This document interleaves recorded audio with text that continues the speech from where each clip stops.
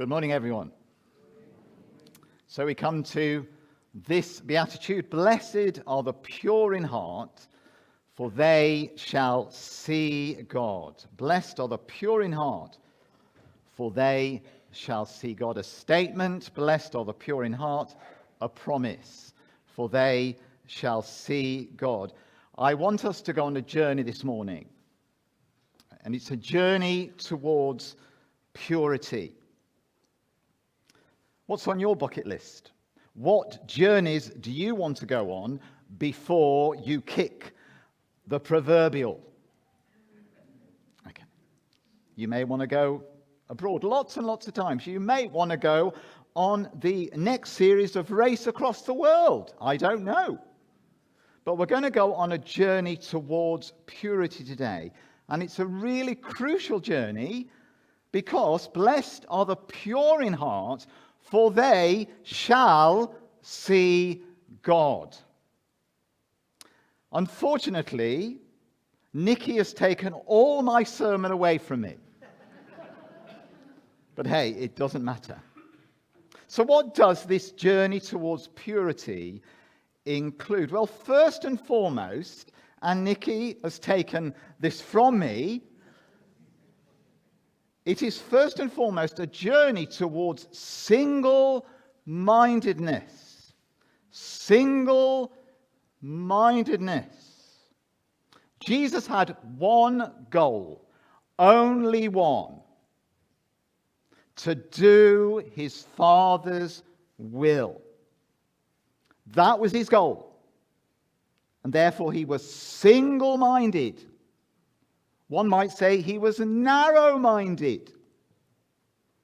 His face was set only to do the Father's will and only to accomplish and to give glory to his Father. Only God's praise, only God's honor, only God's glory. He was single-minded. And that's what a journey towards purity is, being single-minded. As the psalmist says, not to us, but to you be the glory and praise. Single-minded, always out to do God's will for God's glory. So it's a journey towards single-mindedness. But that also then follows other things come after that. If it's a journey towards single-mindedness, then it's also a journey towards restlessness. Restlessness, because the pure in heart realize on a daily basis that they haven't arrived. Did you ever have that dream, or do you ever have that dream where you never arrive? You know, you're going somewhere, you think you're getting there, you're almost, and all of a sudden you're going somewhere else. I know Mo has that dream. It's really scary. You never quite get there. Well, brothers and sisters, this is what a journey towards purity is about. We never get there this side of glory. And therefore, we are in this world, we are going to feel restless. Restless. We're never quite there. We never quite make it, which is why we make mistakes. And that's okay. Which is why it's fine when we occasionally, or more than occasionally, we swear at our children or at our colleagues. And it's okay to fail, because with God there is always forgiveness. There's always going to be restlessness with this journey towards a single-minded purity, because there's always more beyond. When the Spanish,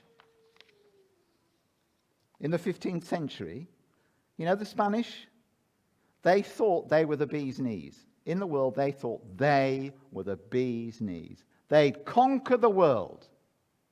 And on their coins in the 15th century were inscribed these words, ne plus ultra, which means nothing further.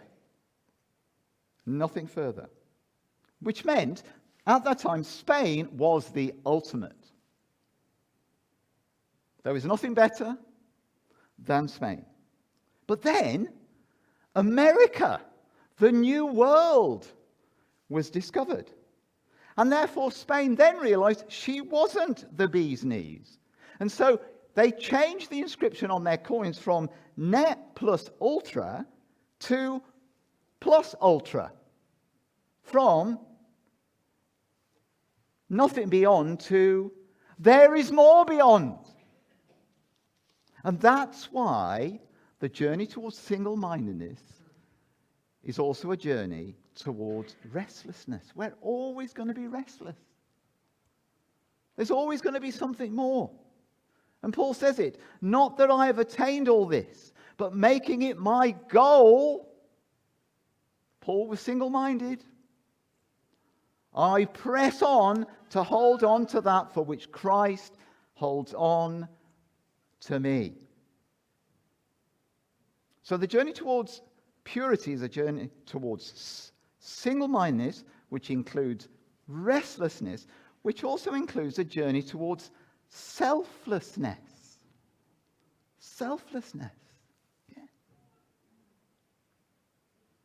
John Burke, the American pastor who wrote No Perfect People Allowed, and whose church over in America welcomes whoever, and I mean whoever,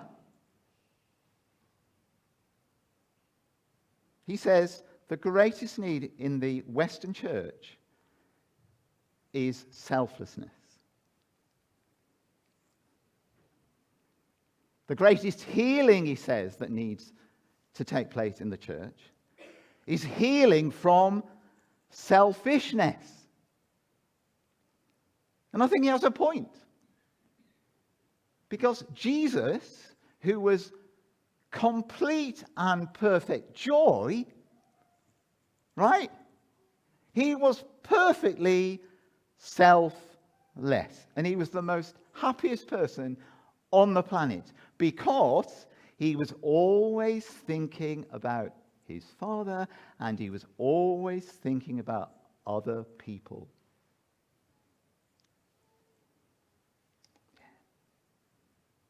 You see that? And the thing is, the heart is deceitful above all things, and often the human heart is always after its own way. The heart often curves in on itself, as Luther would say. The nature of sin is that it curves in on itself. We curve in on ourselves. We want our own way. But the journey towards purity says, no, no, no. I want to be like Jesus. I want to be selfless. It's also, if this journey towards purity is a journey towards single-mindedness, this single-mindedness is about goodness. It's a journey towards goodness. Yeah. Paul encourages us.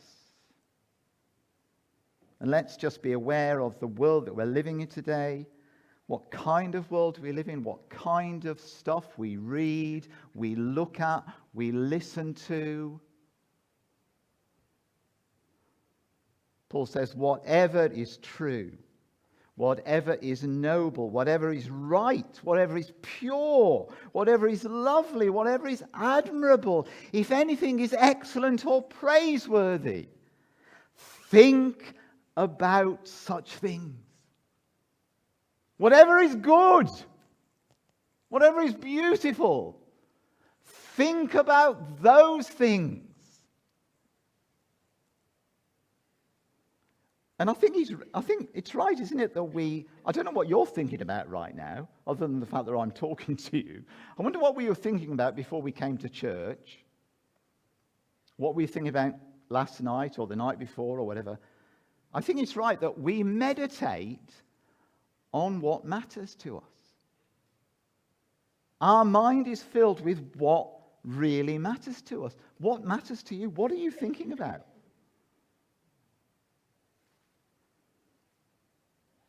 The journey towards purity says what matters is goodness, beauty, anything that is beautiful and lovely. Think about those things.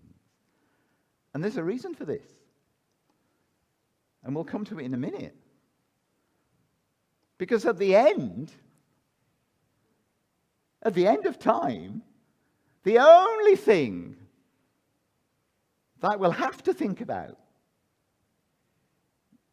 will be beauty, will be loveliness, perfect loveliness. But if this journey towards purity is a journey towards single-mindedness, then that also includes a journey towards engagement. Engagement. Now, I've already hinted to you this morning that the world is not a nice place. In some places it's black, in some places it's grey, in some places that we want to go on holiday to, it's beautiful. But purity has never been an excuse for retreat or non-engagement for the church or for the Christian. That's why Jesus got so cross with the religious leaders of his day, because they would not engage with the impure. Because they felt that if they engaged with the impure, with the sinners, they were going to get contaminated. They were going to get polluted.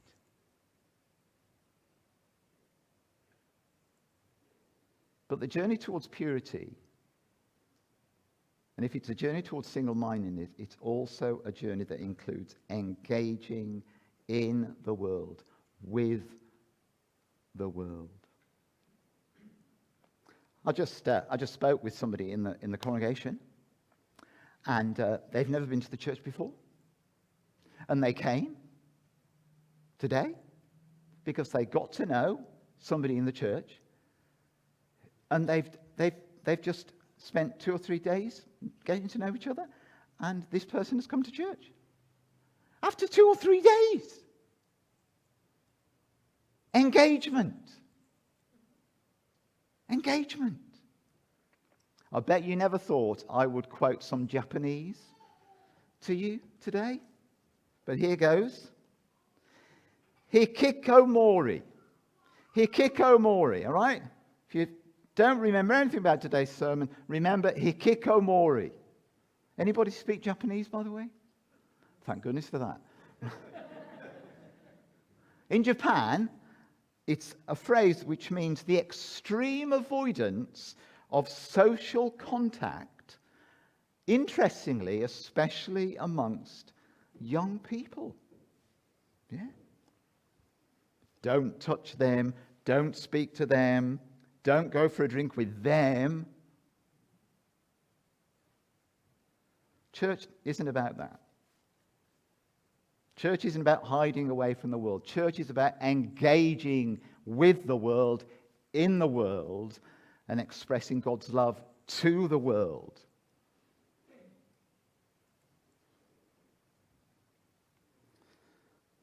C.T. Studd, the founder of Worldwide Evangelization Crusade, once said, "Some want to live within the sound of the church bell. I want to run a rescue shop within a yard of hell." It's the church's job. Yeah. To be out there. Yes, putting on events at church, that's fine. But if we're just putting events on at church, we're not out there in the world, then we might as well lock the doors.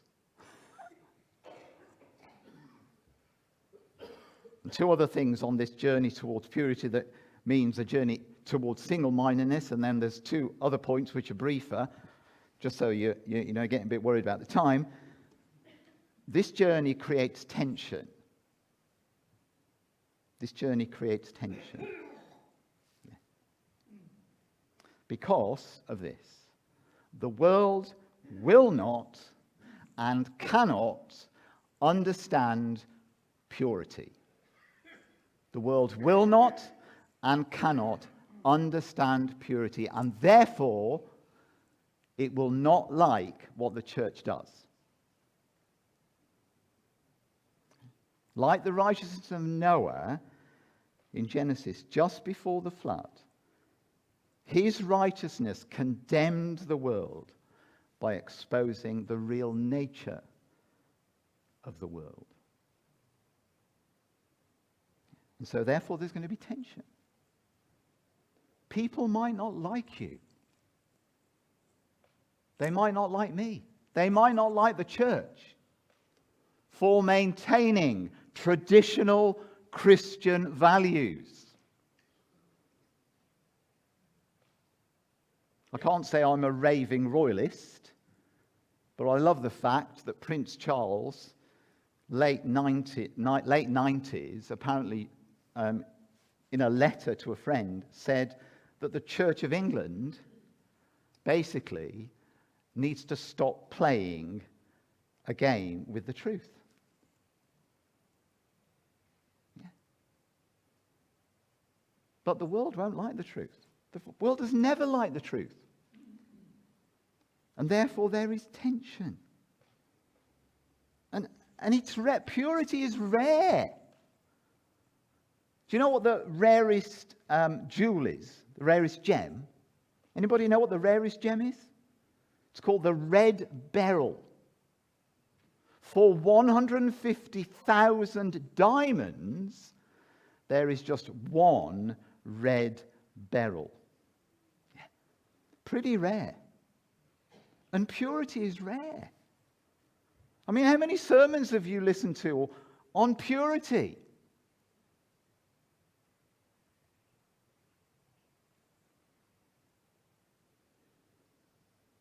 The church is dogged by child abuse scandals. The archbishops are declaring that premarital sex is okay. High-profile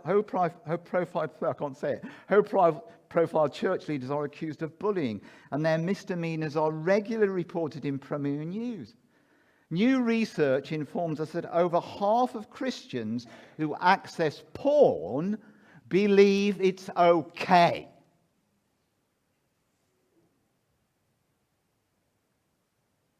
Now, I'm a man. I'm a fully man. Okay? And I know the problem. But it ain't okay if blessed are the pure in heart, for they shall see God. And this journey towards purity, which includes a journey towards single-mindedness, therefore it also includes a journey towards love. Because that's what God is. That's who God is. One of the best well-known hymns in the whole of the Bible is the hymn to love in 1 Corinthians 13, often used in marriages and sometimes in funerals. But this can be read like this. Jesus is patient. Jesus is kind. Jesus does not keep a record of wrongs. Jesus trusts. Jesus is not proud. Jesus is not easily angered. Why? Because Jesus is love, and the greatest of these is love. Do we want to go on this journey towards purity? Having heard all that I've shared, do we want to go on this journey towards purity? Right. Well, let's go back a bit. Where does the journey start? Let me just take a bit of water.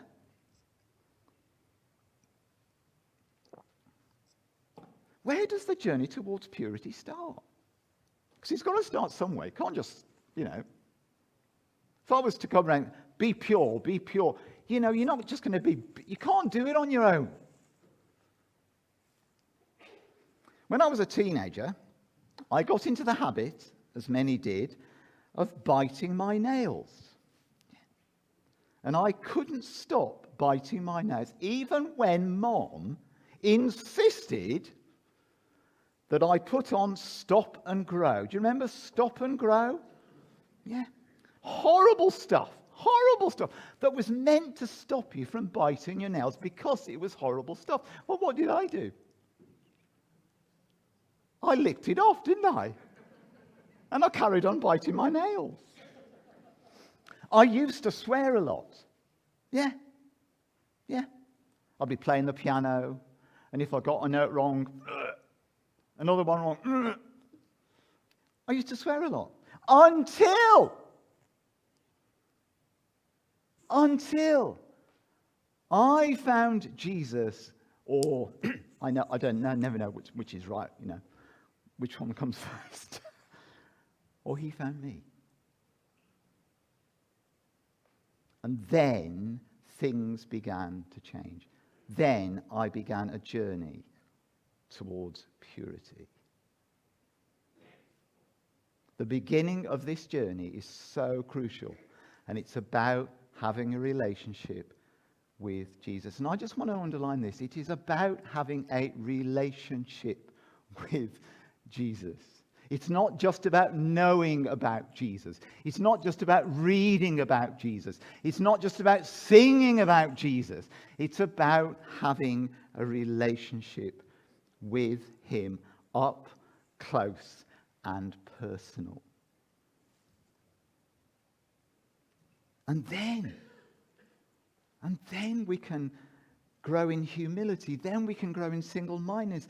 Then we can choose beauty over anything else. We can choose what is right, not what is easy. We can become more selfless. We can be more engaged with the world. And it's all about having that relationship with Jesus. And then being able to live in a way that pleases him. Isn't it great after a hard day's work? You go into the bathroom and you have a nice, long, hot bath. Or a nice, long, hot shower.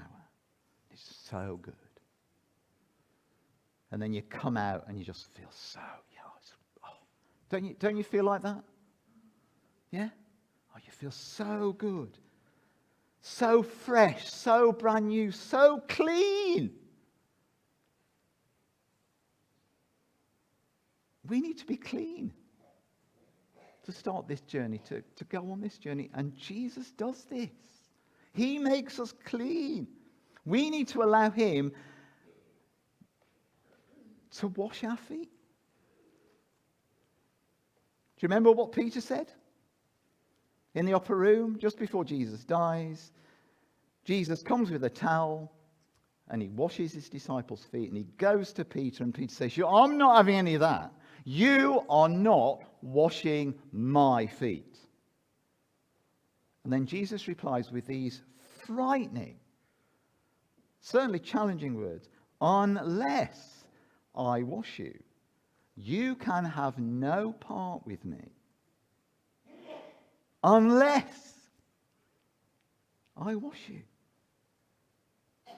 It's like Jesus is saying to me, unless you are prepared to be vulnerable, unless you are prepared to let me, the King of Kings and the Lord, unless you're willing to let me wash your feet, to humiliate myself, to do that for you, Peter, you can't be part of me.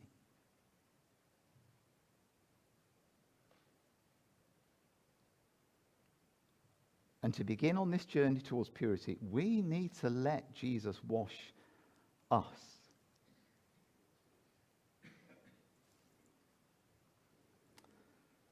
In 2023, the Chinese snooker player Ding Junhui, is that right? Ding Junhui? He went to the tournament wearing the wrong clothes. He was wearing, as he entered the arena, he was wearing brown trousers. Yeah. But the dress code explicitly stated the trousers must be black. So realizing his mistake, he got a friend to go out and buy a pair of black trousers. Starting the game, he forfeited the opening frame, then fell 3-1 behind.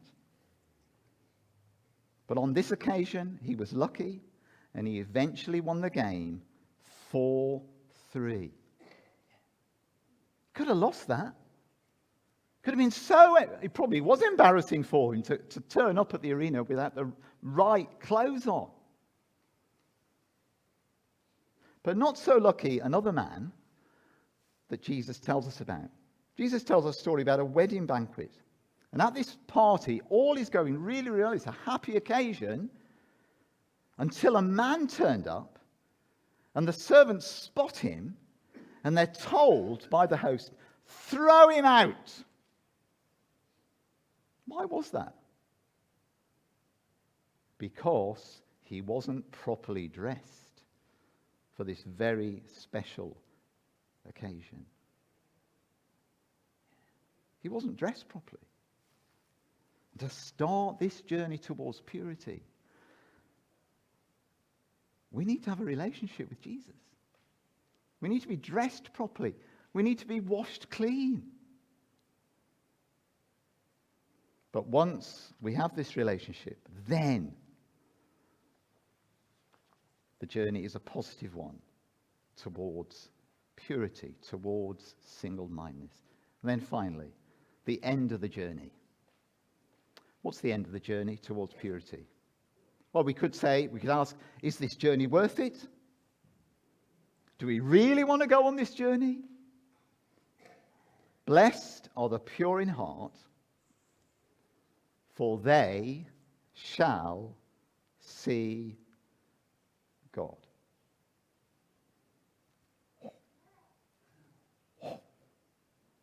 Now let's use a really overused word in the right way now. That is awesome.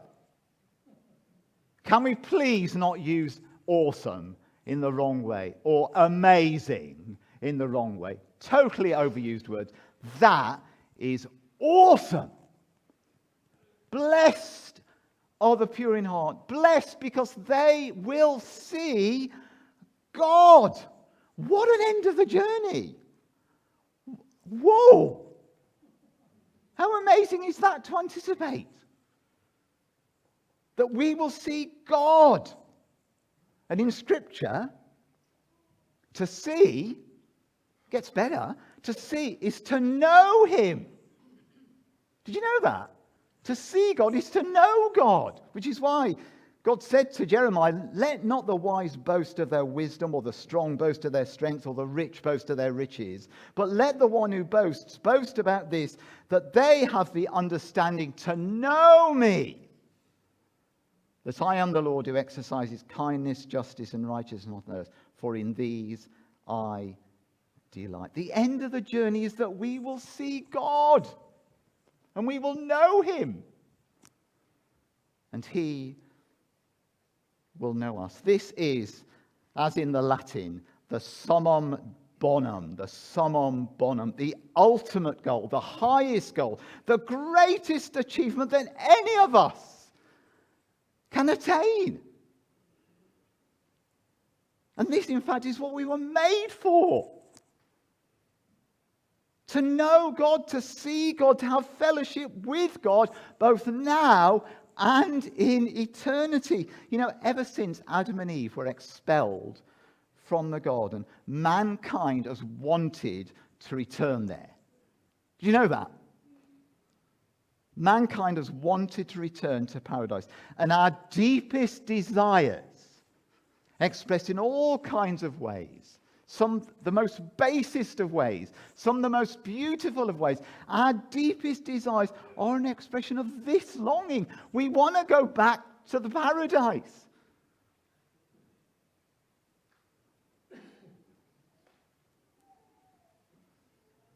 Yeah. Our deepest desires.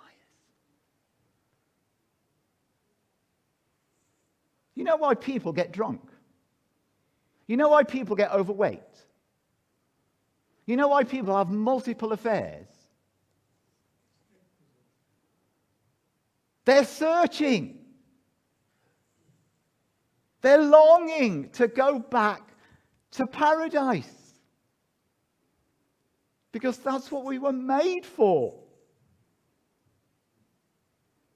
And that's why Jesus came, to bridge the gap.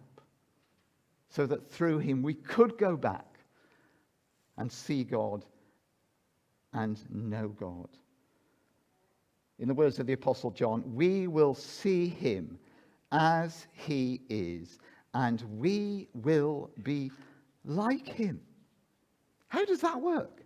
We will see him as he is, and we will be like him. Why? Because we've been on a journey towards purity. We've been on a journey towards getting to know him and getting to be like him.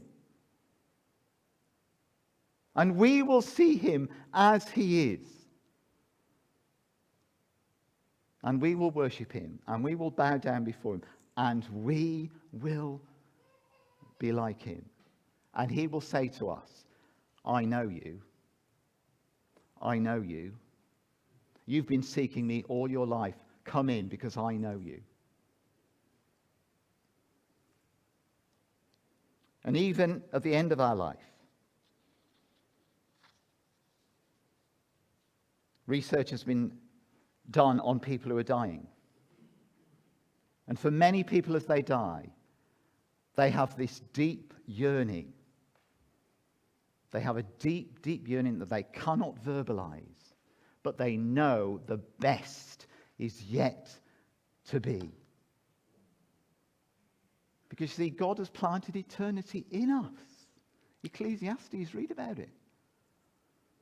It's there in our hearts. And God, through his Spirit, wants us to know that and do something about it. Band, would you like to come forward, please? Blessed are the pure in heart, for they shall see God. This is a journey towards single-mindedness. It's a journey that starts with a relationship with Jesus, who makes us pure, who makes us holy. And the end of the journey is that we will see God and we will be like him. A truly awesome moment. So before we sing, we're going to have a time of reflection.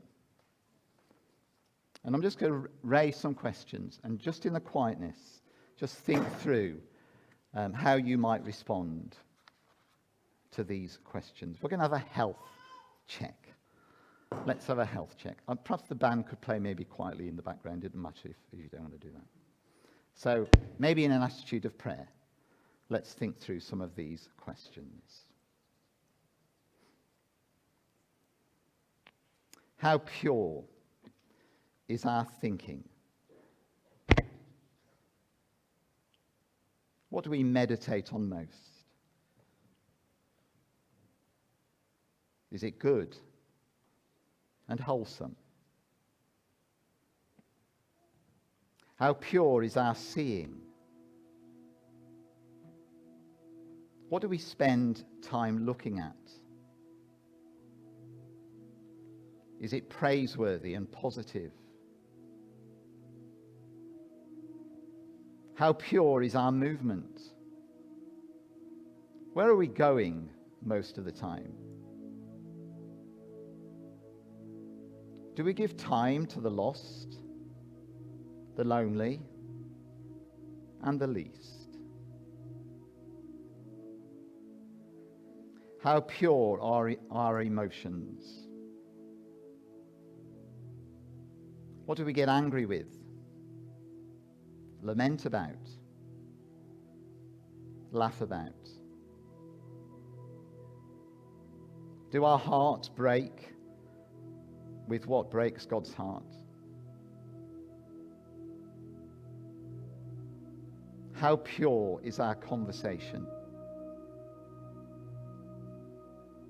Is the Lord happy about what he hears? Is he smiling?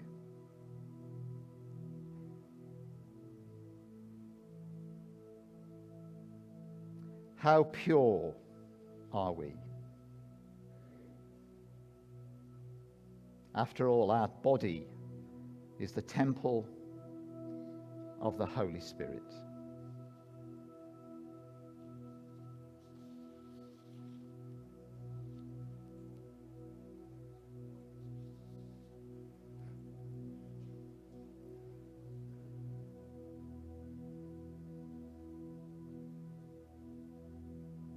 Lord, on that day, when we see you, may we be like you. May we recognize you. And may you recognize us